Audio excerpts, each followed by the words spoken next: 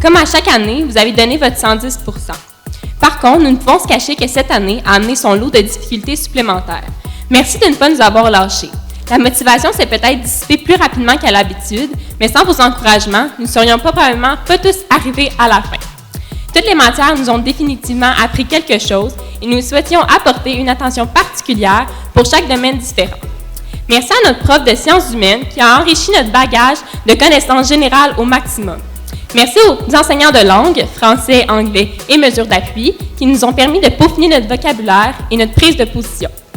Merci à notre enseignante d'art pour toujours prendre le temps de nous conseiller et de transmettre ses savoirs avec passion. Merci à l'enseignante d'entrepreneuriat pour nous avoir fait connaître une partie du monde du travail. Merci aux professeurs d'éducation physique pour nous avoir inculqué de bonnes habitudes de vie. Merci à notre prof d'éthique pour nous avoir toujours dit que chacun a droit à son opinion. Merci aux enseignants de sciences naturelles pour nous avoir appris une panoplie de matières que nous pouvons être certains qu'ils nous serviront plus tard. Mais merci de nous avoir toujours supportés, puisqu'on va se dire, ce ne sont pas les matières les plus simples à apprendre. Sur ce, savoir que vous étiez derrière nous motivait grandement. Vous aurez tous une place importante et différente pour chacun d'entre nous. C'est grâce à vous, et quand même sans oublier nos efforts, que nous sommes présents aujourd'hui pour recevoir notre diplôme d'études secondaires.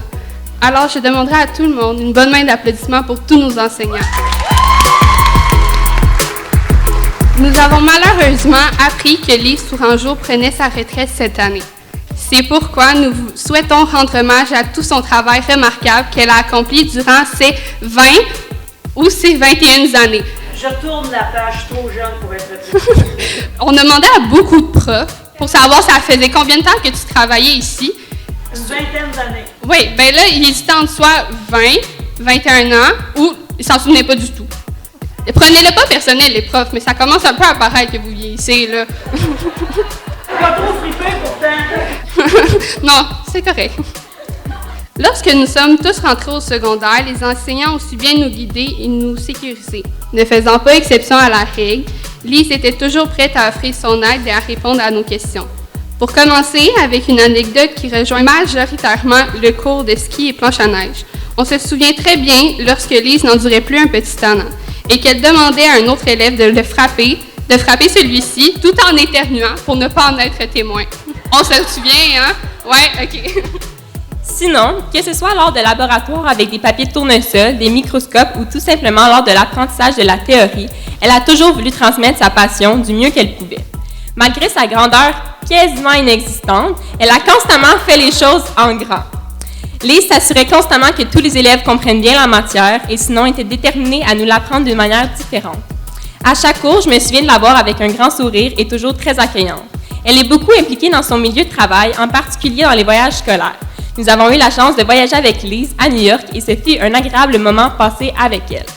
Nous ne voulons pas parler indéfiniment, alors revenons à l'essentiel. Donc, à la lumière de nos résultats, nous pouvons conclure que tous les élèves qui ne l'auront pas eu comme enseignante vont avoir manqué une enseignante dévouée, organisée et rigoureuse. Lise, nous voulions te remercier pour tout. Une bonne main d'applaudissements pour Lise.